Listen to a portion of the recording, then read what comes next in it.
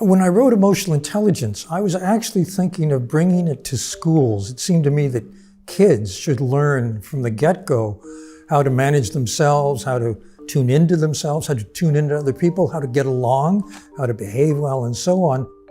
I was a big advocate of what's now called social emotional learning. And from early on, my view of emotional intelligence hasn't really changed much, but I integrated it with findings from research on outstanding performers. And I saw that different abilities of high performers, like being able to manage your emotions, fit well in the model. And now I talk about 4 domains of emotional intelligence, and then 12 particular competencies of people who are high in emotional intelligence. Self-awareness means you know what you're feeling, you know how it shapes your perceptions and your thoughts and your impulse to act. We find in our research that people low in self-awareness are unable to develop strengths very well in other parts of emotional intelligence. People who are high in self-awareness, however, are able to develop excellence across the board.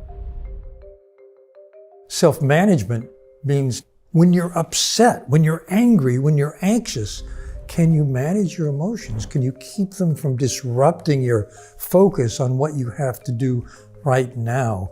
We're having more instances of road rage, of shootings, of people blowing up at other people. There's a growing need for people in general to get better at this ability. The third part is social awareness, which in one sense means practicing empathy. You not only know how the person thinks and how they feel, you care about them. This is what you want in your parents. This is what you want in your spouse. This is what you want in your lover. This is what you want in your friends. And this is what you want in your teachers, doctors, leaders of any kind, people who have influence. The fourth part of emotional intelligence is relationship management. Can you handle conflicts well? Can you keep yourself calm and listen to the other person? Are you being an effective communicator? Full rapport means that you feel close, you feel you can work with this person, you can trust them. Unlike IQ, which barely budges over the course of our life, emotional intelligence can change. It's learned and learnable. And it's learned and learnable at any point in life. Emotional intelligence is not one thing.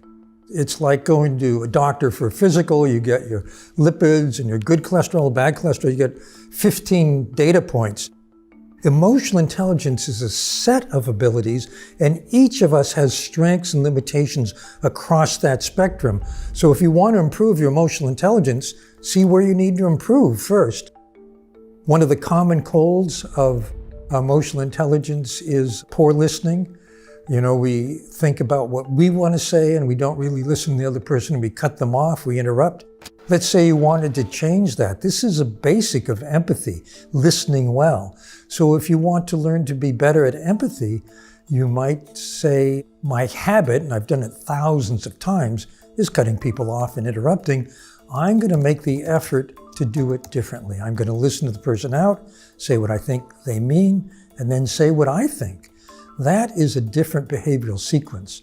And it comes down to the basics of what we call neuroplasticity, how the brain changes with repeated experience. And that's what underlies habit change. It's a little like crossing your arms in a new way. Cross your arms in the old way, please. Now cross them with the other arm on top. That feels uncomfortable. That's what it's like to change a habit. So with listening, you have to first make an intentional effort, might feel uncomfortable, but as you persist, it gets more and more comfortable until finally it's an automatic habit. That will stay with you for years.